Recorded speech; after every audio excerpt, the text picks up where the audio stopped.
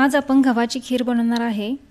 दाणेदार गव्हाची खीर नक्कीच तुम्हाला आवडेल। अगदी खूप छान टेस्टी अशी ही बनते। अगदी साध्या सोप्या पद्धतीने घरात उपलब्ध असलेल्या गव्हापासून आपण ही खीर बनवणार आहे। इथे आपण 1/3 कप गहू घेतलेला आहे। गहू स्वच्छ निवडून घ्यायचा। इथे मी लोकवण गहू वापरलेला आहे। तुम्ही तुमच्याकडे असलेला कोणताही गहू वापरू शकता।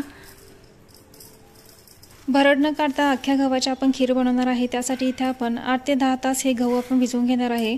इथे 2 ते 3 वेळा स्वच्छ धुवून घेतलेले आहेत गहू आणि यामध्ये गहू भिजून साधारण वर 2 इंच पाणी राहील इतके पाणी घालून हे गहू आपण 8 ते 10 तास म्हणजे हे गहू मी इथे रात्री भिजायला घातले होते आणि दुसऱ्या दिवशी सकाळी हे बनवणार आहे। तर त्यासाठी आपण रात्रभर हे गहू छान असे भिजवून घेतलेले आहेत। तुम्ही बघू शकता अगदी छान अशी टपोरे दाणे इथे गव्हाचे झालेले आहेत। इथे तुम्ही बघू शकता गहू आपण रात्रभर भिजवून घेतलेला आहे। अगदी हाताने हा गहू छान असा तुटलेला आहे, म्हणजे इथे गहू छान भिजलेला आहे।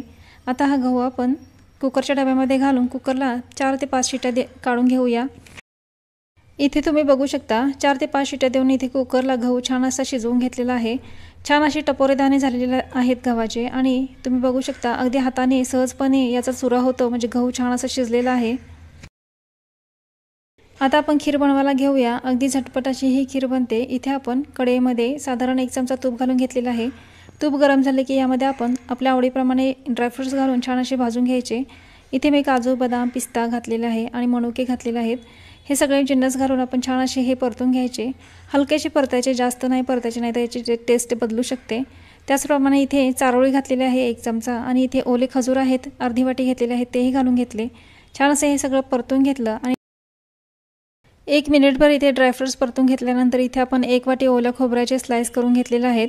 हे 1 वाटी ओल्या खोबऱ्याचे स्लाइस यामध्ये घालून याबरोबर अर्धा चमचा तूप घालून घेतले आणि छान असं हे खोबरं सुद्धा आपण यामध्ये परतून घेतलेलं आहे। आता यामध्ये आपण हे अख्खे शिजवलेले गहू घालून घेऊया। त्याचबरोबर इथे आपण 1/3 कप इथे आपण गहू घेतलेला आहे, तर त्यासाठी इथे मी 1 कप गूळ घेतलेला आहे। तुम्ही हे प्रमाण समप्रमाणात घेऊ शकता। 1/3 कप गहूसाठी 1/3 कप गूळ घेऊ शकता। यामध्ये जायफळ पाव चमचा आणि इलायची पावडर 1 चमचा घालून छान असं हे एकजीव करून घेतलं। एकजीव करून झाल्यानंतर तुम्ही बघू शकता हे मिश्रण थोडं पातळ झालेलं आहे। गूळ विरघळेल तसं मिश्रण पातळ होतं। इथे आपण 4 ते 5 मिनिटं लो टू मिडियम फ्लेवर गव्हाच्या खिरीला छान अशी उकळी काढून घेतली। आता झाकण लावून 4 ते 5 मिनिटं ठेवूया आणि 4 ते 5 मिनिटांनंतर आपण ही खीर सर्व करूया। तुम्ही बघू शकता इथे खीर जबरदस्त अशी बनून तयार झालेली आहे। टपोरे गव्हाच्या दाण्यामुळे खिरीला छान असा आकर्षकपणा आलेला आहे। जेव्हा आपल्याला ही खीर खायची असेल तेव्हा यामध्ये गरम खिरीमध्ये गरम दूध घालू शकता किंवा थंड खिरीमध्ये थंड दूध घालू शकता।